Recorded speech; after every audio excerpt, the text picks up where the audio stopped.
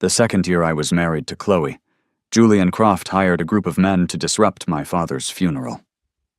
They stormed into the quiet hall, throwing buckets of paint that splattered across the memorial wreaths, setting off firecrackers that popped and echoed through the somber space, and hanging garish banners. To complete the spectacle, they blasted the song Celebration on a continuous loop from a portable speaker.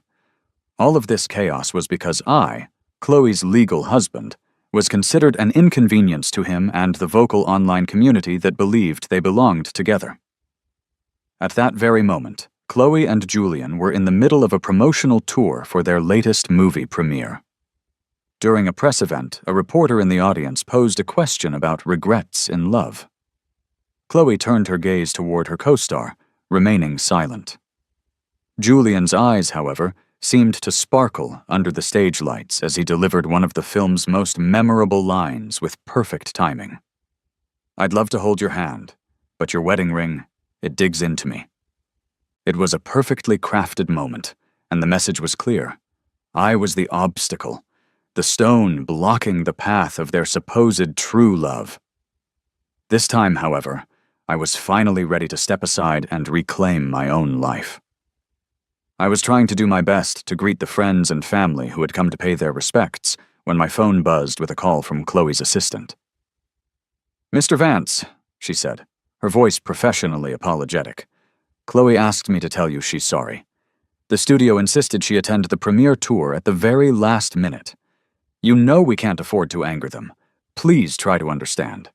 I wondered if it was truly the studio that wanted her there, or if it was Julian." The line went quiet for a moment as I absorbed her words. I had no desire to hear any more excuses, so I simply ended the call. My agent, Mark, who was standing beside me, looked at me and let out a deep sigh. "I told you that woman was bad news, but you never wanted to listen. Just look at this mess." He patted my shoulder in a gesture of comfort. "Don't let it get to you. I'm here for you, man. I've got your back. Let's just focus on giving your dad a proper send-off today. Today was my father's funeral, and my wife, Chloe, was conspicuously absent. It wasn't just today, either. She had never once made an appearance at any significant event in my life, whether it was large or small.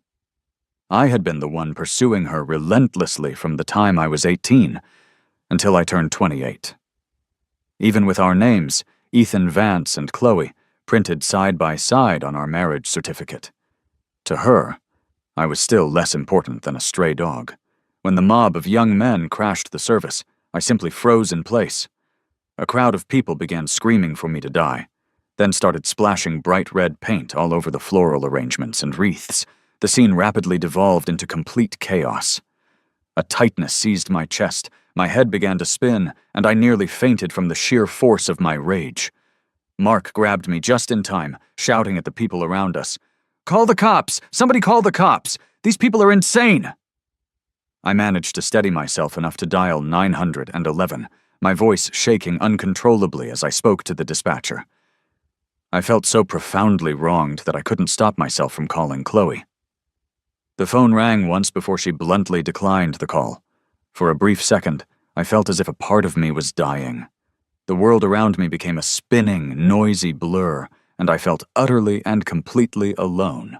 By the time the police cars arrived, their sirens wailing, a bright red banner that read, "Congratulations on the death of Ethan Vance's father," was still hanging crookedly from a light fixture, and a speaker was still blasting that cheerful song on a loop. My dad's portrait was right there, in the center of the hall, a silent witness to the desecration. The chaos only subsided when the police managed to subdue the troublemakers. The man in charge of the group was a stranger to me, with bleached blonde hair and shifty, nervous eyes. I had never seen him before in my life. When the police demanded to know why he was causing such a scene, the man shot me a contemptuous, mocking smirk. "Just don't like the look of him," he said, pointing a lazy finger in my direction. "You could say I'm one of Mr. Vance's biggest haters." I forced myself to take a deep, calming breath. In the end, the group was taken away, charged with disturbing the peace. As the blonde man was being pushed into the back of a police car, he suddenly turned and mouthed something directly at me. When I finally understood what he was saying, something inside of me snapped, and my heart sank into the pit of my stomach. The silent word was home wrecker. That had become my nickname online. I had been an actor for 8 years, but had never achieved major stardom. The day the news broke that I was married to Chloe, the haters seemed to materialize out of the woodwork overnight. Back then, the media was completely fixated on her on-screen romance with Julian. Their shippers, the dedicated fans who desperately wanted them to be a couple in real life, took over the social media hashtag about our marriage, flooding my accounts with tens of thousands of hateful and vicious comments. That was how I earned my infamous nickname. In their world, the prevailing rumor was that Chloe's one true love was Julian Croft. That narrative cast me as the unloved one, the other man who stood in their way. I always knew their fans were intense, but I had never imagined they would be crazy enough to crash my father's funeral and desecrate the memory of an innocent man. My dad had been a good person his entire life. He didn't deserve to be insulted and disrespected like this, simply because of my connection to Chloe. When he was alive, he had never approved of me trailing after her like a lost puppy. I used to just laugh it off, telling him that I was just being brave enough to chase after the love I wanted. I glanced over at my dad's portrait. The old man in the photo wore the same kind, gentle smile he always had. I felt tears welling up in my eyes. Dad, I'm so sorry. It was pathetic that it took me 10 long years to finally understand that unrequited love isn't a form of courage. Being a doormat and letting someone walk all over you isn't courage either. After everything was finally cleaned up and all the guests had departed, only Mark remained by my side. He tossed his phone to me, his expression annoyed. Ethan, see for yourself. Your wife is trending on social media again. I was so emotionally exhausted that I didn't even have to look to know what it was about. It would be another hashtag celebrating her and Julian. Chloe, the award-winning actress, and Julian, the award-winning actor, were Hollywood's favorite on-screen couple. I opened the app, and countless fan-made video edits of them immediately populated my feed. In a clip from that day's premiere, they stood side by side on stage. A reporter carefully danced around the sensitive subject, asking them about their regrets in love. Julian's eyes twinkled as he smiled and delivered that classic line from their movie. I'd love to hold your hand, but your wedding ring, it digs into me. In an instant, the audience erupted in cheers and applause. The camera then panned to Chloe. She looked perfectly composed, meeting his gaze directly. But her hand, the one adorned with her wedding ring, was clenched tightly into a fist. The tension between them was palpable. They were barely holding it together, maintaining a fragile facade of professionalism for the cameras. I watched the video with a completely blank expression, a bitter laugh slowly building in my chest. A few years ago, a scene like this would have sent me into a jealous rage. We would have had a massive fight, and in the end, I would have been defeated by her signature silence and coldness, forced to pretend it never happened just to move on. I don't know why, but in that moment, a memory of our wedding day flashed through my mind. I remembered the feeling of putting the ring on her finger, telling her that she could never take it off. Not when she was eating, showering, or sleeping. Never. Her face had been cold and unreadable, but she had agreed without any hesitation. I won't, she had said. Like a fool, I thought that promise meant she loved me too, at least for that one fleeting second. But now, it was clear that our wedding ring had become the silver handcuff that was keeping her from her supposed true love. I scrolled down past the video to the comments section, where the shippers were in an absolute frenzy. OMG, does anyone see the look in Chloe's eyes? It's that I've already confessed my love in every glance I give you vibe.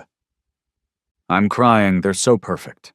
They don't need to make it official, everyone just knows. Does anyone else feel like Chloe is living out her dreams through her movies?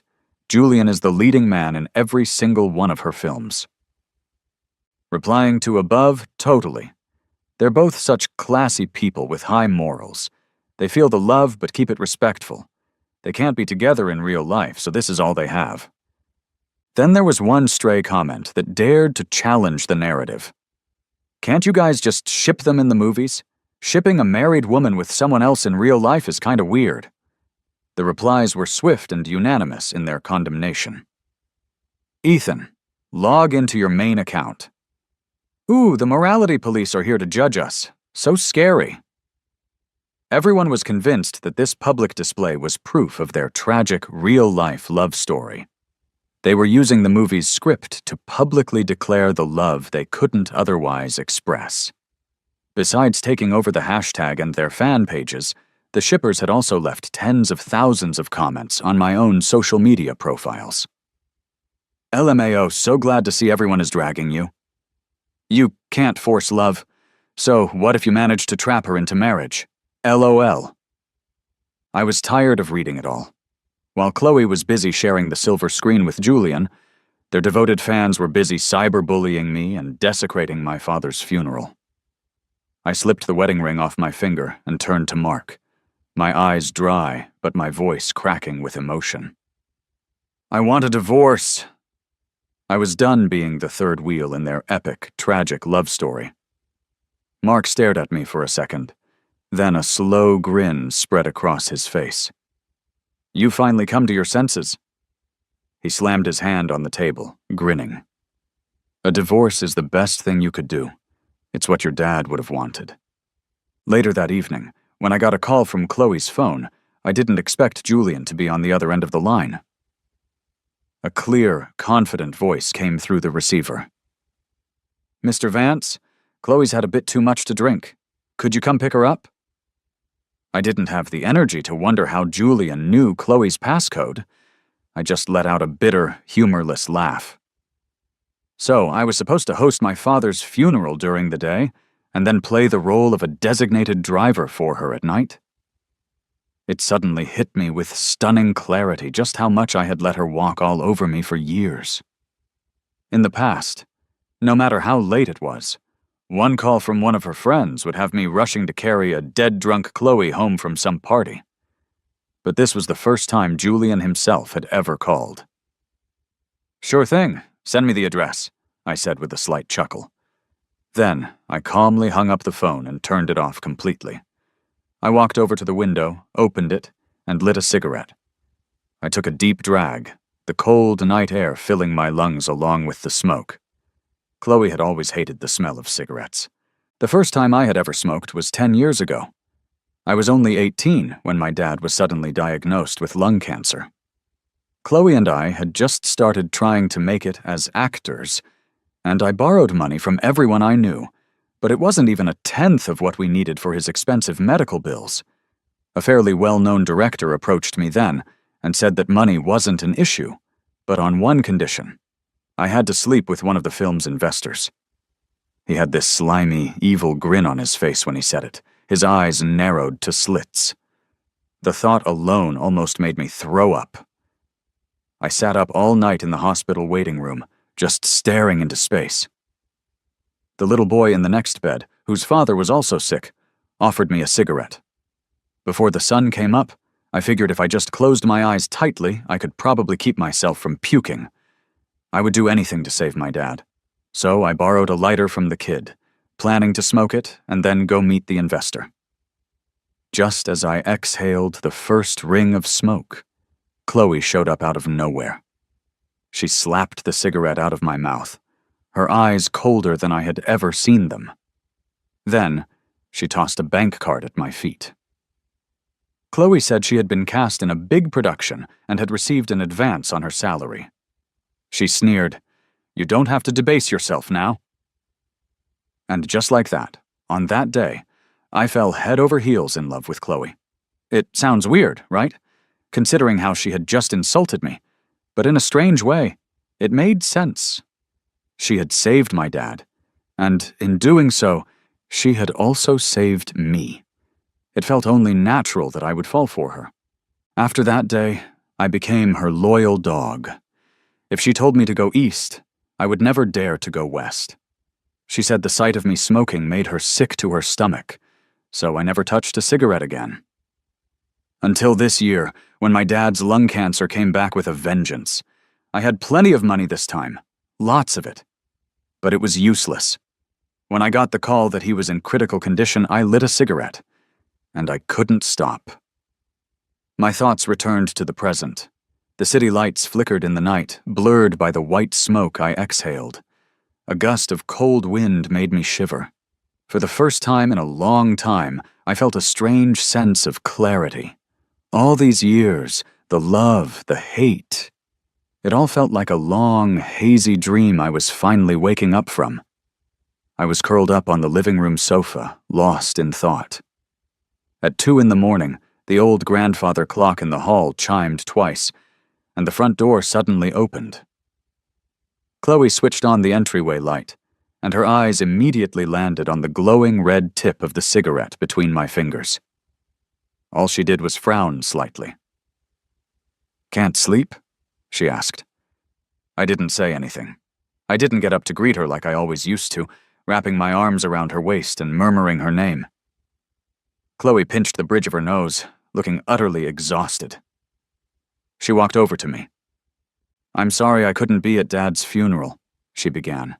"I'll go see him first thing in the morning." Chloe sat down beside me, smoothly took the cigarette from my hand, and stubbed it out in the ashtray. "I know you're hurting," she said, looking down at me. "But I didn't have a choice, Ethan." I ignored her apology and lit another cigarette. "Who brought you home?" She seemed taken aback by the question, freezing for a second. I let out a self-deprecating laugh. "Julian called me from your phone, said you were drunk and needed a ride. I didn't go, so who brought you home?" Chloe was silent for a long moment. "I didn't know he called you." I looked at her, and it was all so painfully clear. "A famous actor dropping a married actress home in the middle of the night," I said mockingly. "If a paparazzi caught that, your shippers would have a field day." "Ethan?" Her eyes went cold as she used my full name. "It's just a publicity stunt. He just gave me a ride because it was on his way." "Really? Then how did he unlock your phone? My wife's phone passcode. A secret to me, her legal husband, but known to her publicity stunt on-screen partner." She frowned. "I don't know." This time I couldn't help but laugh out loud. "Then what do you know?" I said, my voice dripping with sarcasm. "Do you know that your shippers trashed my dad's funeral today?" I didn't want to get hysterical like I used to, but in that moment, I realized just how much Chloe's coldness and distance over the years had finally gotten to me. She didn't even call me back after the premiere. She never even bothered to ask me what was wrong. I looked at her. My love. My wife. The flame I had been throwing myself into for 10 long years. A sharp pain shot through my heart. I squeezed my aching fist. "Chloe, we've dragged this out long enough. It's time to stop. Let's get a divorce. It's what you've always wanted. I'll set you free and I'll free myself." "What did you say?" Chloe's face instantly darkened. I felt a wave of profound exhaustion wash over me and didn't want to speak another word. She grabbed my arm, forcing me to look at her. Her cold eyes scanned my face, and she practically ground out the words, "Ethan Vance, I dare you to say that again." I almost laughed out loud at the irony. 10 years ago, on the day my dad was discharged from the hospital, Chloe showed up with a bouquet of flowers to pick us up. I had tentatively asked her if she wanted to go out with me. Her body had stiffened, and when she looked at me again, her eyes were filled with an icy contempt. "Ethan Vance, you've fallen for me just like that? You're so cheap." We had known each other since we were kids and had always rubbed each other the wrong way. I knew that her thin lips could spit out the cruelest, coldest words imaginable, so I didn't care. I shamelessly latched onto her. She had scoffed. "Ethan Vance, I can date you, but I will never love you, and I will certainly never marry you." Her tone was vicious and cruel. Anyone else would have probably given up right then and there, but I wasn't anyone else. So I watched as Chloe's career soared in the entertainment industry while I struggled, unable to keep up no matter how hard I tried. My career is taking off right now. I can't go public with our relationship. If you can't accept that, you can get lost, she had informed me from her pedestal. I had just grinned. I can accept that. After all, my worst-case scenario was her dumping me. But she didn't, which was a pleasant surprise. This continued until we were secretly photographed. The pictures went viral, and our 8-year relationship was exposed to the world. Chloe, with her carefully crafted, perfect public image, saw her popularity plummet. Netizens accused her of being irresponsible for being in an 8-year relationship without making it official or getting married. My dad saw the articles and stormed over to Chloe's place, his face grim. I'm putting my foot down. You two are breaking up. From now on, you have nothing to do with our family. She refused. So, as the next logical step, we proceeded to get married, and everyone was happy. Everyone, that is, except for Julian, the shippers, and Chloe herself. The day we went to get our marriage license, Chloe frowned through the entire process. In our official photo, she looked completely and utterly reluctant. If you really don't want to, we don't have to do this, I had said, testing her. We could just stage a wedding, put on a show. That could work too. She had sneered. We're already doing it. What's the point of being wise after the fact? From dating to marriage, she was like a reed in a flood, swept along inch by circumstances. I knew Chloe had never truly wanted any of it. It was just like how, when she was 15 and abandoned by her parents, it was my dad who fed her and paid for her schooling. She was with me, married me, to repay that debt. Maybe she had always resented me for holding her back, and that resentment extended to not wanting to see my dad one last time. But now that I was offering her a divorce, offering her the freedom she supposedly craved, why was she acting like she didn't understand? I said, let's get a divorce. Ethan Vance, you're insane. She suddenly scooped me up in her arms. I was too surprised to break free. She carried me to the bedroom and threw me onto the bed. Just as I thought she was about to pull some dramatic, possessive movie scene, she just threw a blanket over me. We're sleeping in separate rooms tonight. You need to calm down and think things over. With that, Chloe turned and walked out. This was her signature move, the cold shoulder. It always worked on me. Whenever my emotions ran high, Chloe would suddenly withdraw and refuse to communicate, leaving me feeling like I was punching a pillow. I was terrified of her coldness, so I would inevitably start to blame myself, tearing myself down until I finally gave in, begging for her approval like a dog. It was always the same pattern. But now, stepping back from the relationship, I could see it for what it truly was, a complete and total test of my submission. For all these years, I was never even worthy of having a genuine emotional exchange with her. Once I had figured that out, I texted my lawyer and forced myself to go to sleep. When I woke up the next morning, Chloe was already gone. It was usually like this. This place was as cold and impersonal as a hotel to her. Maybe I shouldn't have insisted on calling it a home. The lawyer who dropped off the divorce papers had just left when Chloe pushed the door open. She walked up quickly behind me and wrapped me in a hug from behind. I'm sorry, she whispered, her warm breath ghosting across my neck. I already went to see Dad, and I've taken care of the people who caused trouble yesterday. Don't be mad anymore, okay?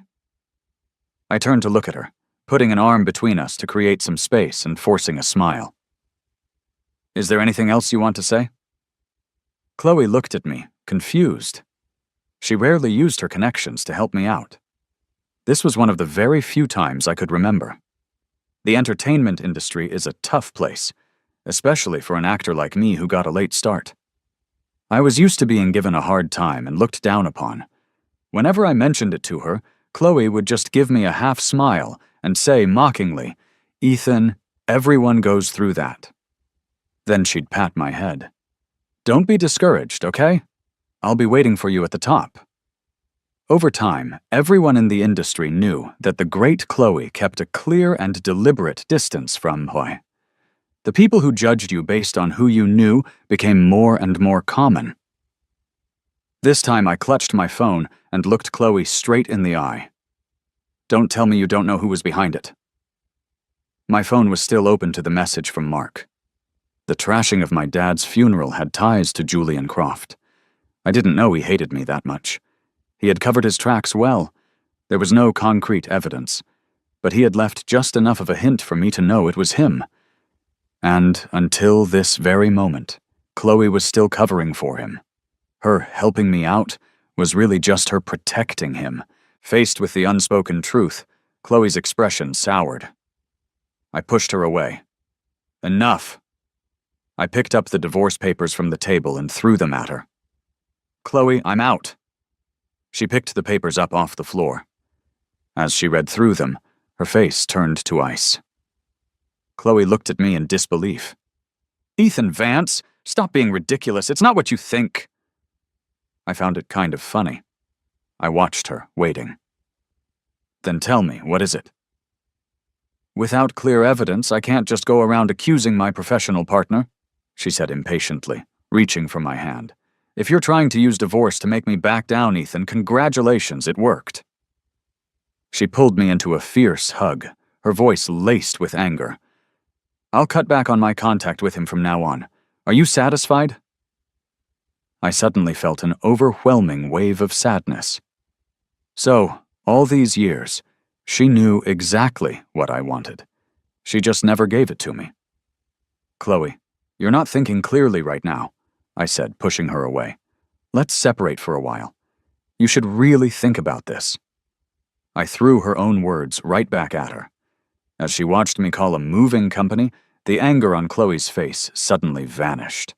She leaned against the guest room doorframe, arms crossed, a look of absolute confidence on her face. "Ethan Vance, you've really grown a backbone," she scoffed. "If you walk out of this house today, don't ever come back." Then she spun around, went into the room, and slammed the door with a deafening crash. Even then, she was still so sure that I would never leave her. Chloe didn't take a single step out of that room, not even as I moved the last of my belongings out of the house. I moved into the apartment my dad had lived in. Traces of his life were everywhere, and it felt strangely comforting. To get me back on my feet, Mark managed to get me an audition for the supporting role in a film by a well-known director. I gave it everything I had and landed the part. Chloe never contacted me during this time. Surprisingly, I found that life without her was freer, more comfortable. Until one night, my phone suddenly rang. I groggily picked it up. Mark was on the other end, his voice hesitant. "Ethan?" "What's up? What happened?" I asked, rubbing my eyes. He was silent for a second. "Julian and Chloe were photographed going into a hotel late at night. X is completely down." My hand trembled, and the phone fell from my grasp onto the bed. Even though I had already decided to divorce Chloe, it still stung. I never saw this coming. "You guys aren't even divorced yet. Those two, seriously, they have no shame." Mark was grinding his teeth, furious on my behalf. "Don't drag this out. Use the public opinion to force a quick divorce. If that doesn't work, sue her." Mark hung up, and I tried to open the social media app. The page was just a blank gray screen with a reload button. After a while, I finally got in. The trending list was topped with "Chloe cheats with Julian" and "My ship is real."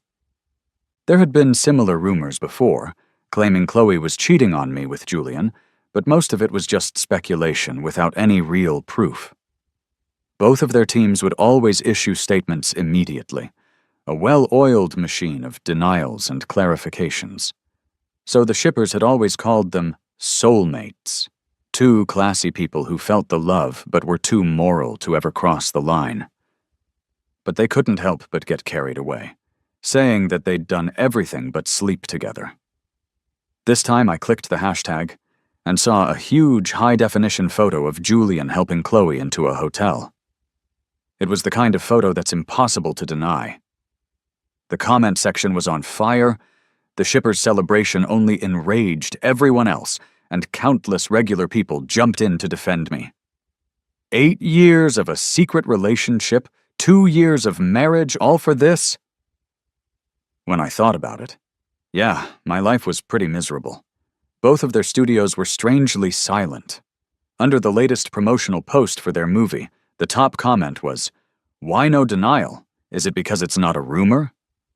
My notifications were blowing up. The comment section had transformed from shippers' insults to messages of sympathy from fans and strangers. My heart breaks for him. Die, you cheating scumbags. I can't imagine what this guy has been through all these years. With that level of patience, you can succeed at anything. I used to hate on the shippers. How could you ship a married woman? Turns out they were shipping the real thing all along. My reputation was completely turned around overnight. Strangers rushed to my defense, and I gained tens of thousands of followers in a short time. But Chloe and Julian's fans were also trying desperately to control the narrative. Trust our girl. We all know Chloe's character. There has to be more to the story. Don't judge without knowing the full picture. Let's wait and see. LMAO at people calling our Julian the other man. Everyone knows Ethan is the homewrecker. He was probably already divorced, if you know what I mean. Ethan, stop playing dead and come out and say something. I almost wanted to laugh, but my lips wouldn't move. I couldn't manage a smile. We weren't even divorced yet, and my wife was already so eager to be seen with another man. After some thought, I sent Chloe a simple message. Courthouse, 8 a.m. After we divorce, I'll release a statement on social media to clear your name. At 8 a.m. the next morning, Chloe was there as promised. She took off her sunglasses, her face looking pale and drawn in the early sunlight. Ethan Vance, you're really dead set on this divorce, aren't you? I didn't know how she had the nerve to say that. I didn't answer her, just started walking towards the courthouse entrance. She grabbed my wrist, refusing to move. Last night was a misunderstanding. It's not what you think. I drank too much, and he just got me a room at the nearest hotel. That's all. Chloe's voice was impatient as she rushed through the explanation. I believe you, I said, stopping and turning around. I saw a surprising spark of hope ignite in her eyes. I forced a smirk. Go ahead and use that excuse in your official statement. See if your fans believe it. See if the public believes it. 2 a.m, a man and a woman, alone after drinking at a hotel. The time, the place, the people, the plot. It had all the elements of a perfect scandal. If Chloe dared to release that statement, her and Julian's careers would be over. She was speechless, choked by my words. We get divorced. I let you and Julian be the perfect couple you're meant to be. And I'll tell the media we had already agreed to separate a long time ago, but got delayed for various reasons. That way you and Julian aren't technically cheating. It's a win-win for you. What are you hesitating for? I looked at Chloe, genuinely confused, and couldn't resist a taunt. Or is it, Chloe, that you've actually fallen in love with me? You can't bear to let me go? The words were barely out of my mouth before I wanted to laugh at myself, as if she had an ounce of genuine feeling for me. If she did, she wouldn't have let her shippers cyberbully me for years. She wouldn't have left me to be humiliated at my own dad's funeral, and she certainly wouldn't be going to hotels with another man before our divorce was even final. I looked at the person standing in front of me. I had to admit, I'd started falling for her long before that morning at the hospital 10 years ago. Back when we were teenagers, she was from a wealthy family, the top of her class. She was the kid next door my dad always compared me to, my natural-born rival. At the school sports meet during the 3,000-meter race, she was on the announcer's platform, reading messages of encouragement. I was gasping for air, about to give up, when I heard her clear, steady voice over the loudspeakers. Suddenly, I found the strength to keep going. If her mother hadn't had an affair and her father hadn't walked out, if the golden girl hadn't become an orphan overnight, Chloe would have never given me a second glance.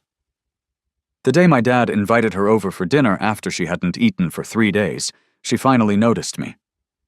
"You are?" she asked, trailing off. My surprise turned to shock. I stared for a moment, then sneered. "Are you blind?"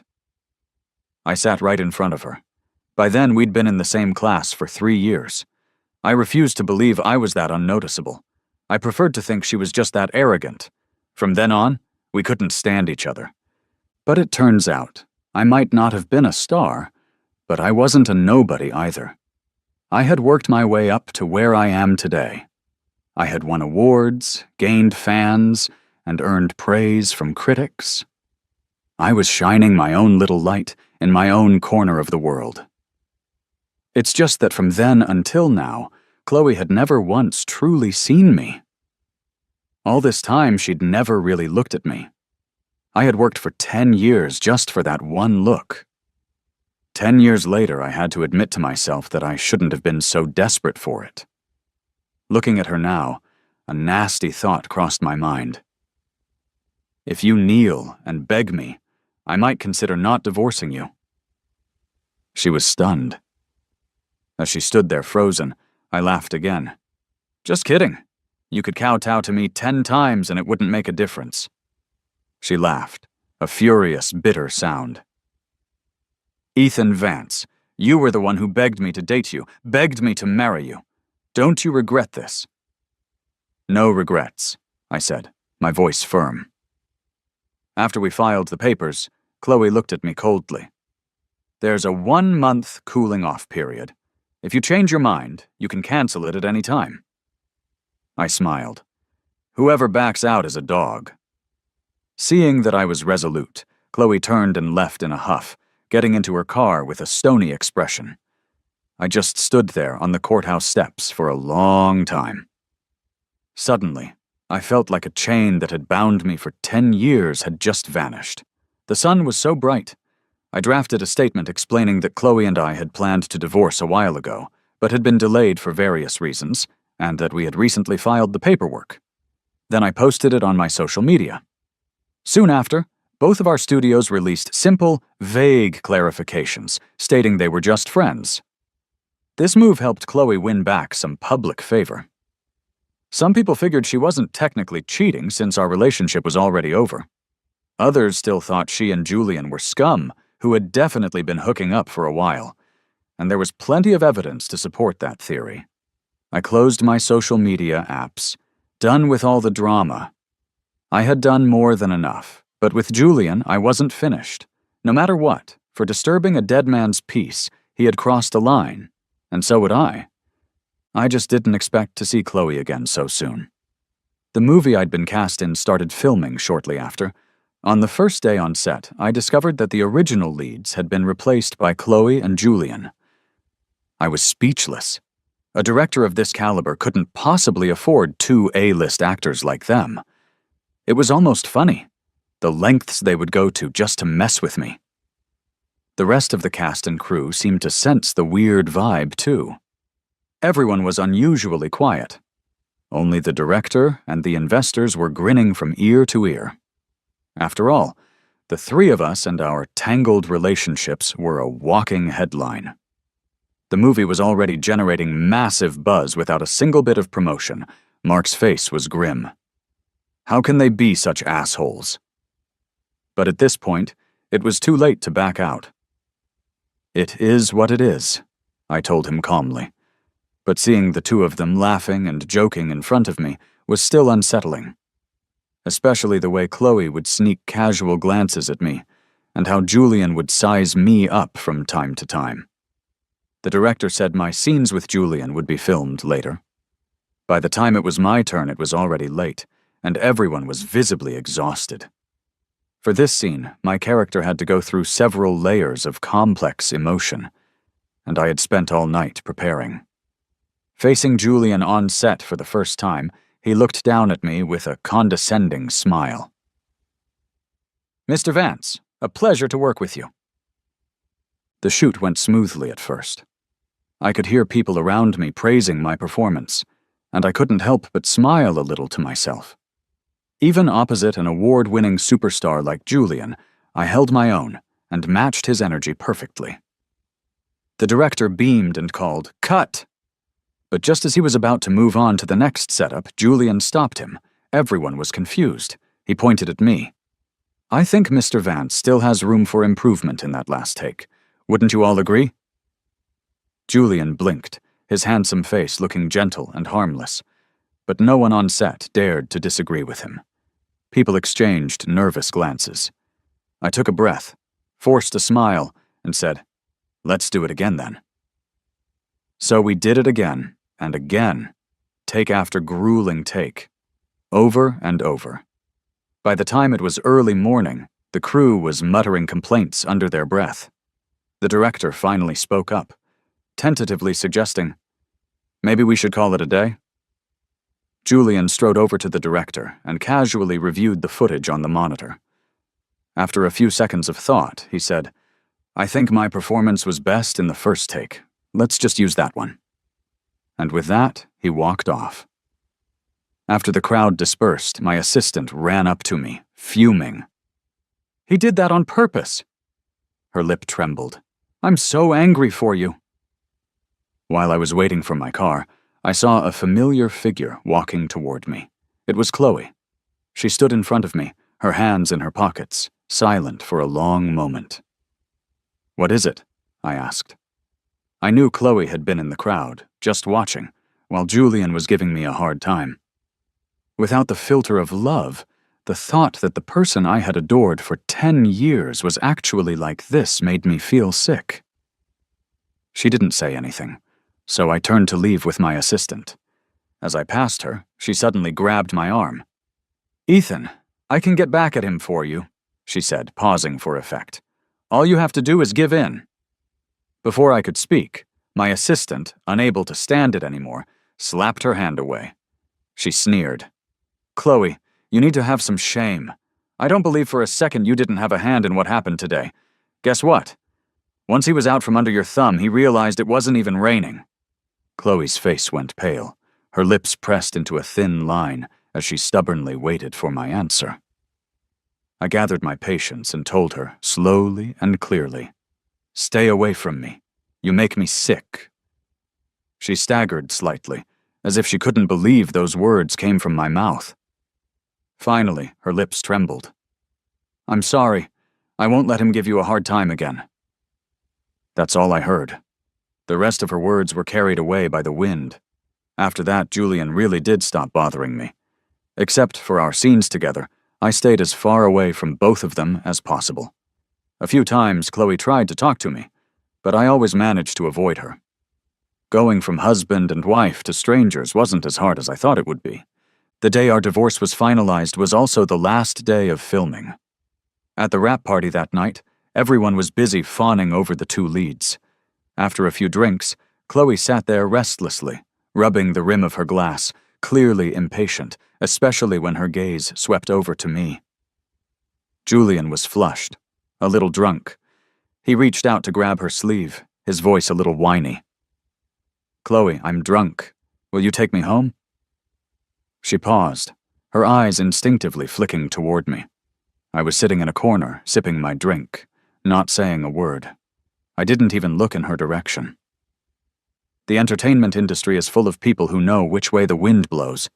Even with me, Chloe's ex-husband, in the room, it didn't stop them from sucking up to the two of them.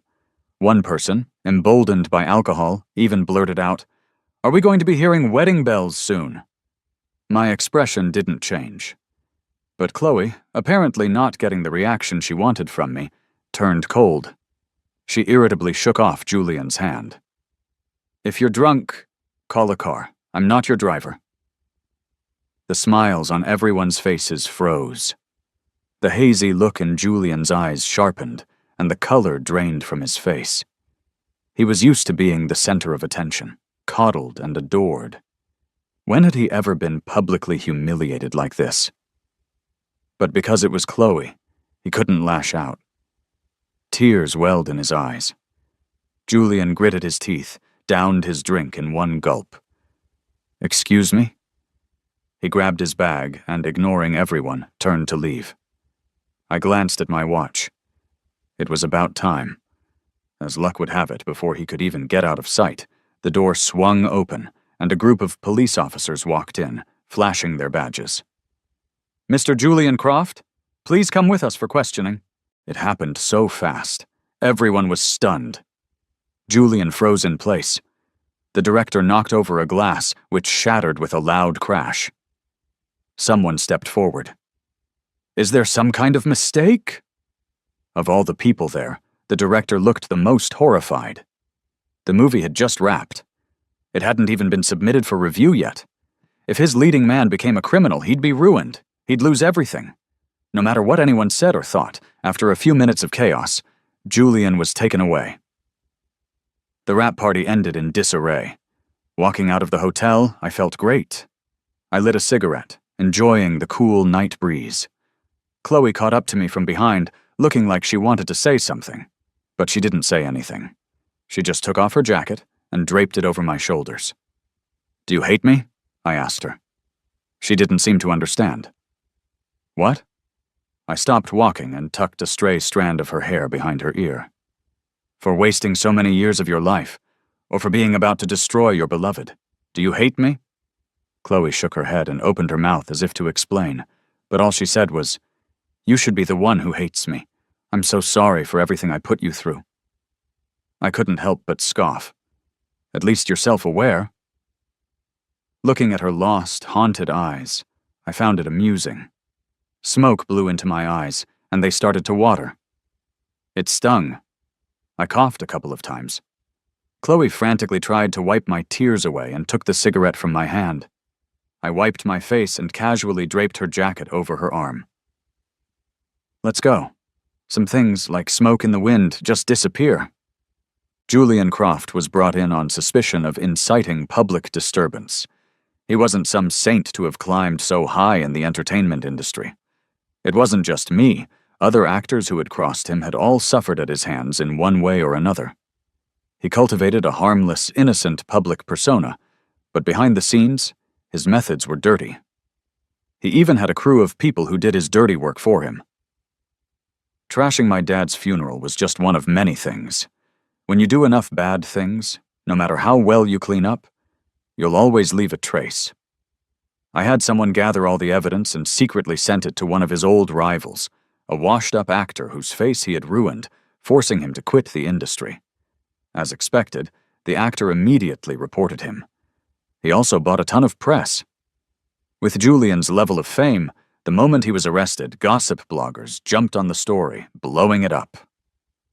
His studio issued a legal threat, promising to sue anyone spreading rumors, but they were immediately slapped in the face by an official police statement. Julian was a criminal. His reputation tanked overnight.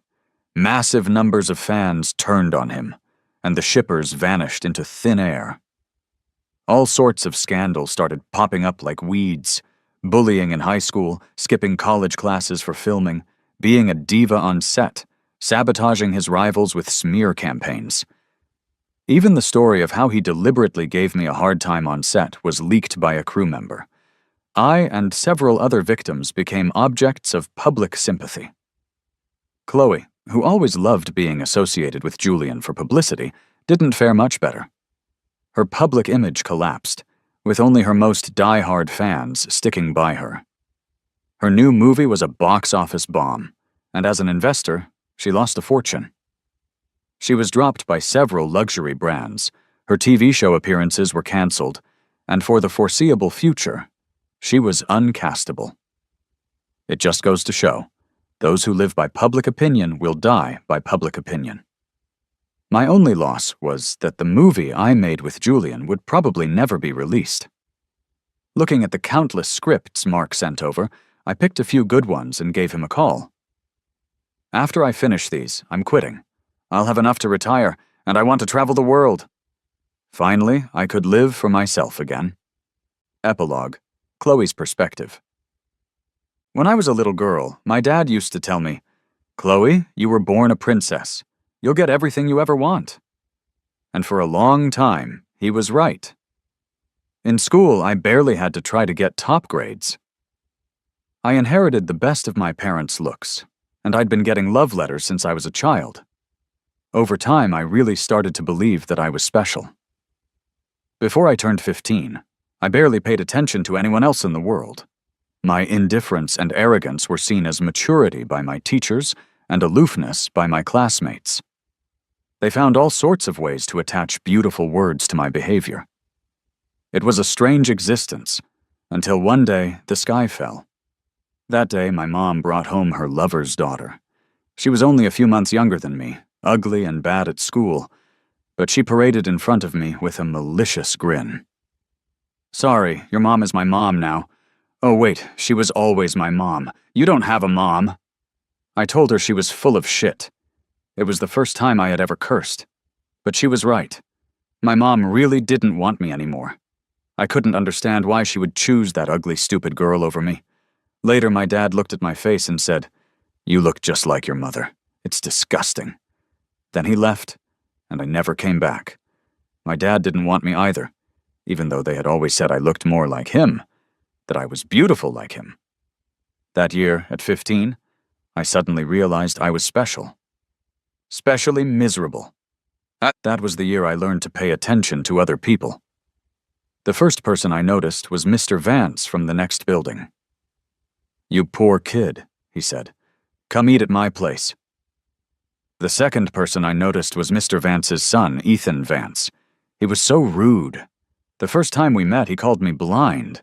I hated him. I didn't understand why my world had been turned upside down. My teacher said, "Cat got your tongue, kid. Why don't you talk anymore? Being so quiet isn't good." My classmates said, "Her mom and dad both abandoned her. Look how gloomy she is every day. It's creepy." That's when that annoying Ethan Vance stepped in. "So what if she doesn't want to talk? Your obsession with other people's vocal cords is really weird. So what if she doesn't have parents? You have parents? If your parents raised you to be like this, you'd be better off without them." Suddenly, I thought maybe he wasn't so bad after all. But he got sent to the principal's office for insulting a teacher and his classmates. When he came out, he shot me a furious glare. My heart started pounding, but he seemed to hate me even more after that. Later, for a while, we were inseparable. We went to class, walked home, and ate dinner together. Sometimes I'd even help him with his homework. He became almost as important to me as my own hands and feet. After that, I can't really remember clearly.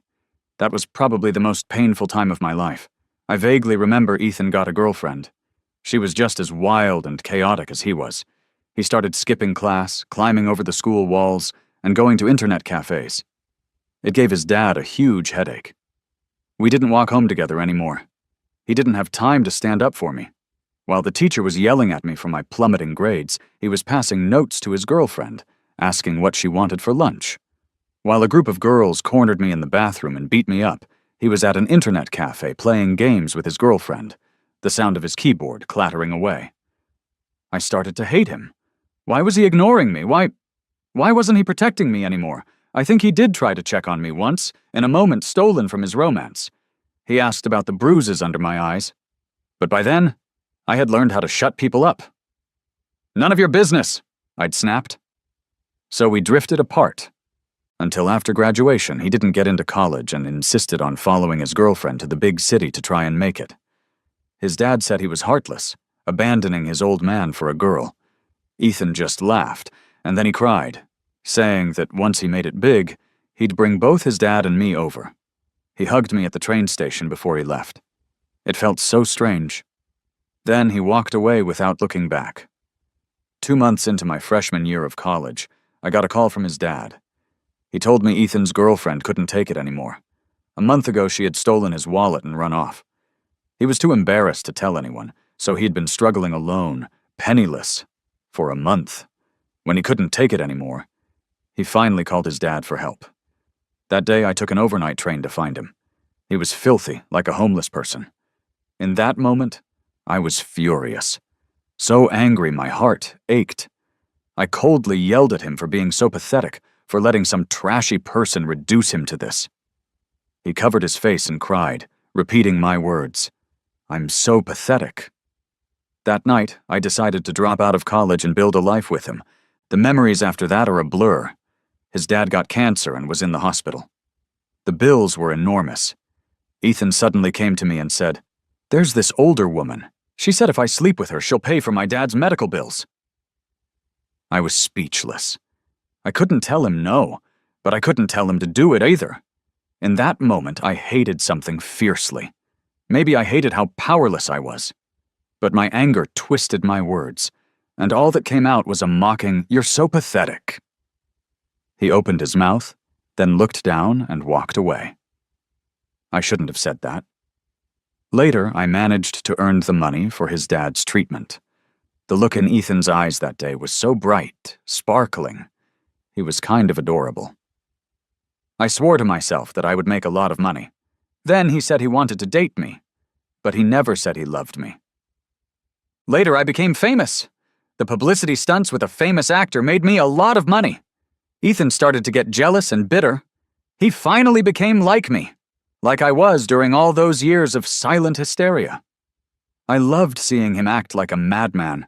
Even more, I loved it when, after a huge fight, he would have to come crawling back to me, his eyes wet and pleading like a little puppy. Only then could I feel that he loved me. He didn't know that I was the one who leaked our relationship to the press. Everyone online said he forced me into marriage, but I knew I was the one who did the forcing. When those shippers insulted him, it hurt me to see it, but when he turned to me, cornered and helpless, and threw himself into my arms, I felt an overwhelming thrill. So that's what it felt like. The roles from our youth had been completely reversed. I loved having this control over his emotions. I loved that he was pathetic, but only for me. I loved that he was surrounded by enemies, with only me to rely on. I especially loved the tears he cried when he was hurt, the ones that smelled of pain and helplessness. Day after day, year after year, but how did I lose him?